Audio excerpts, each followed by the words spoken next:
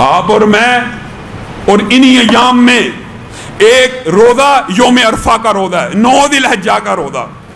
اس خاص روزے کے بارے میں ایک تو یہ ہے کہ آپ نے 9 کے 9 دن جو دن گزر گئے، جو باقی رہ گئے، ان میں روزے رکھنے ہیں، اور خاص طور پہ 9 ذی الحجہ کا روزہ رکھنا۔ رسول اللہ صلی اللہ علیہ وسلم نے فرمایا صرف اس ایک دن کا روزہ رکھنے سے 1 سال اگلے اور 1 سال پچھلے گناہ معاف ہو جاتے ہیں۔ 1 سال اگلے، حدیث میں صرف پچھلا ہو نا لفظ تو یہ بھی کافی ہے۔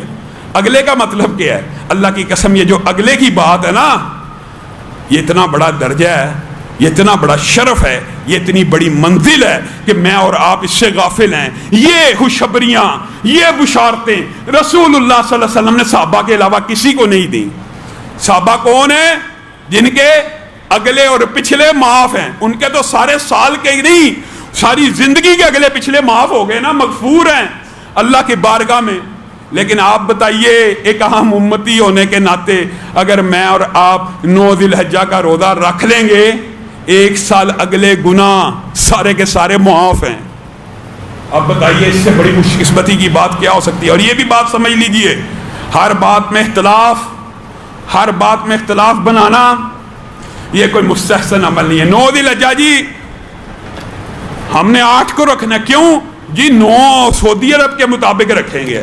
وجہ، ظہر کی نماز سعودی عرب کے ساتھ پڑھتے ہو، عصر کی نماز سعودیہ کے ٹائم کے ساتھ پڑھتے ہو، اور یہ کج فہمی اور کم عقلی کی ایک بہت بڑی دلیل بھی ہے۔ کیوں؟ سن لیجئے، آپ کو پتہ ہے کچھ ملک دنیا میں ایسے بھی ہیں جہاں پہ سعودیہ سے قبل چاند نظر آ جاتا ہے۔ جن ممالک میں سعودیہ سے قبل چاند نظر آ جاتا ہے، ان ممالک میں تو یوم عرفہ اگر آپ سعودیہ کے ساتھ رکھنے کی کوشش کریں، ان ممالک میں تو عید ہوگی، تو عید کے دن روزہ رکھیں گے۔ مالدیف کے اندر ہمارے قاری نوید الحسن صاحب 2 سال انہوں نے سعودیہ سے 1 دن پہلے روزہ رکھا ہے، 1 دن پہلے چاند نظر آ جاتا ہے۔ برازیل، ارجنٹینا، مغربی افریقہ کے ممالک میں چاند 1 دن پہلے نظر آ جاتا ہے۔ اس کا مطلب ہے یہ کوئی اختلافی مسئلہ تھا ہی نہیں، زبردستی بنایا گیا۔ جی حدیث میں لفظ یوم عرفہ کا ہے، حدیث میں یوم عرفہ کی تاریخ بھی تو طے ہے۔ 9 ذی الحجہ وہی تاریخ جو سعودیہ میں 1 دن پہلے آتی ہے، یہاں پہ 1 دن بعد پہنچتی ہے، تاریخ وہی ہے۔ آپ کو یہ کون سا مغالطہ ہے؟ یہ وسوسہ ڈالا گیا ہے۔